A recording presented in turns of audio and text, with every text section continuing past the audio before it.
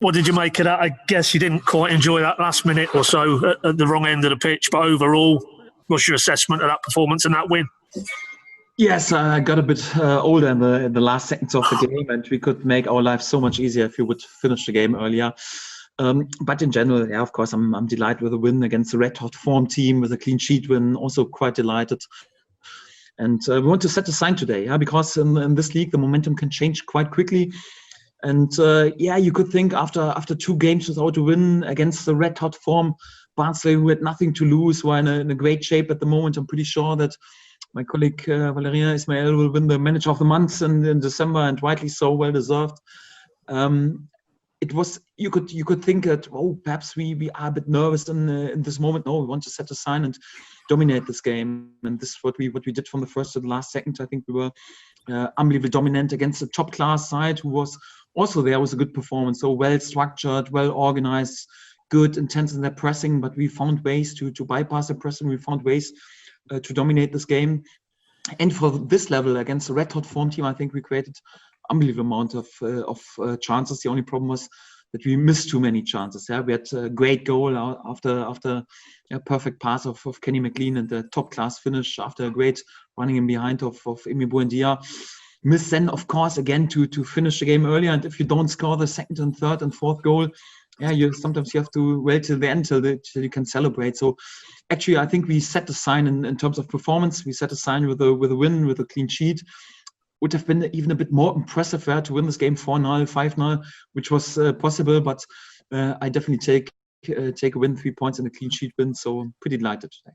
Yeah, you mentioned it there, the goal. I mean, that's a goal of probably Premier League quality in terms of the pass, the move as well. You've asked about midfield runners, and we saw that again. And obviously, Emi, not dissimilar to the goal he scored at Bristol City. I think that's his 7th for the season. Just your thoughts on that overall goal as a coach when you see your players put a move like that together on the pitch. That must really please you. Yes, it was more like a part of our game plan. Now we want to dominate the game, and if the opponent is then tempted to close all the spaces in between, then we need runnings in behind and also to work with ship ball. So we want to be flexible in our game. And Emi has this vision, he has this feeling, and he smells when he has to be there with runnings in behind. He has scored many of goals in this way. I think his first goal here in England was quite similar against Brentford when Tim Klose was there with a great pass, and he was there with a top class one-touch finish. He has scored goals like you mentioned, Bristol or Bolton 2 years ago, and also today. Of course, great pass of Kenny McLean, and then top movement exactly in the right moment, top timing of the pass of Kenny McLean, and would label it really a top class finish with great technique of Emi, pretty concentrated. We had several of these good passes. Ben Gibson, Mario Funches sets Timo Pukki away, and he was that selfless to bring the ball to Todd Cantwell. Was also a situation where we should have scored. Same on the other side when Todd was pretty selfless to assist to Timo Pukki. Again, it was possible today to score 4 or 5 goals at least, if I'm honest. But again, I take the 3 points, and I think we're there with the top performance. I think, as you said yesterday, that it was important to go to the halfway point, get a win, also for the start of the year. But 47 points from 23 games. Just assess what your team have given you in the first half of the season. Yeah, it's impressive, and you have to say it's probably the best first half of the season. In the history of Norwich City Football Club. So we had, I think, quite similar amount of points when we won the league with a record season 2 years ago. But to have this after the disappointment of relegation, without having a summer break, without having a preseason, was having again many injuries. We had to play nine games without our number 1 goalkeeper. How important he can be also from his body language and his appearance on the pitch. He has proved this today. We had games where no striker was available. We have to play since more or less 2.5 months without a left fullback. Thank God, Xavi Quintilla is coming closer and closer, also to be ready to start games again. I'm pretty delighted with what the lads have done, and it's remarkable. And just can praise them and give them compliments. I think to be there at this stage, it's not a guarantee that we will finish the season also in a top position, but definitely a brilliant first half of the season, and well done to the lads. You mentioned him there, a word on Tim Krul. You decided, obviously, or he maybe told you he was ready to play it. How big a concern was that going into the game? And then you touched on it there, particularly at the end there, his experience and just the composure and the calmness. he underlined what he's all about today, didn't he? Even though he didn't have to do too much in terms of shot stopping. For me, it's no coincidence that we are there with a clean sheet. Yeah, because when you know as a team, then the best goalkeeper is in the goal, and with his experience, yeah, of course, it was a difficult game for Tim because he was not out just for 1 or 2 weeks. He was out for a proper amount of weeks, and it was not in his rhythm. And even he was not 100% sure if he's really ready to go over 90 minutes without any problems. But his body language, his appearance on the pitch was top class, and it always gives also confidence and trust for your defensive players, but also for your whole team. And even it's impressive for the opponent. Yeah, it's a difference with all respect if there's perhaps a young goalkeeper in the goal or the best goalkeeper in the league who is more or less 3 yards tall, who saves each and every penalty, who has a great body language, and this is what Tim delivers. He's an unbelievably important piece of our success, and I was pretty delighted and happy that he was able to return back to the team today and prove this also with a really good performance. Because even if you're there, not in the game involved with 10 world-class saves, so when you return back as a goalkeeper with a clean sheet to the dressing room, it's always an impressive performance, and I'm pretty delighted.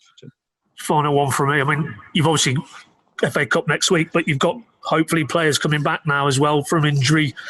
These lads are doing it for you as well. As a coach, do you really feel there's a lot more still to come from this group, and how excited are you for the second half of the season now? Yes, I'm always excited to work with this group, and can't wait for the next game because it's always a pleasure to work with them in general. So we are playing the best first half of the season in the whole history of the club. So I think it would be unfair to say, there's much more to come from this side. We're sitting top of the table, so no other team in the history of Norwich City has delivered a better first half of the season. So for that, I think we have to be there and have to praise them. Yeah, of course, we could be even more impressive, more eye-catching if we are really brutal in front of the goal and then finish our chances a bit better. We could be there with better goal difference, for example. But overall, I have to say what lads have done in such difficult circumstances is pretty impressive and pretty delighted. And we want to go for it on exactly in this way, also with this team spirit, with this quality in this class and the maturity of the performance. And if we can keep going exactly like this, then we have a good chance also to finish in the top position. Thanks, Daniel. Well done today. Cheers. Thank you. Thanks, Paddy. Okay, John West, please.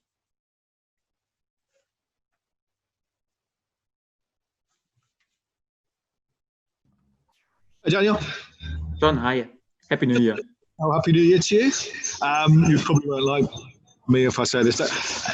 Back to Emi Buendia, he scored a wonder goal at a time when the transfer window is open, which is a nightmare for any manager.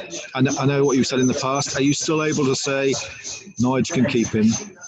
No, to score a wonder goal is always a dream for a manager at any point, and he has scored this goal also when the transfer window was not open or something like this. And I don't think that any scout just want to sign a player because of one scene or whatever. He's analyzed, everyone knows him. Everyone knows his quality. He has scored this type of goals several times since he joined us, and he's still our player and will be our player. He's a key figure in our push for a really good position at the end of the season, and I'm pretty happy that we have him, and pretty delighted that he scored this quite important goal. Pretty delighted with his performance today. Pretty delighted with his performance in the last couple of months. I think he has developed a lot as a player, also in his personality. He's still young, but of course, when you are at the age of 25, you're not the player of 18 anymore. And this is what Emi proves. Is a great character, great around the group at the moment. Totally focused, totally committed, and I'm happy that we have him. You are confident you can keep him? Yes, of course. He's a long-term contract, and we need him. And of course, we'll keep him. Brilliant. Thank you very much. Thank you. Thanks, John. Okay, Michael Bailey, please.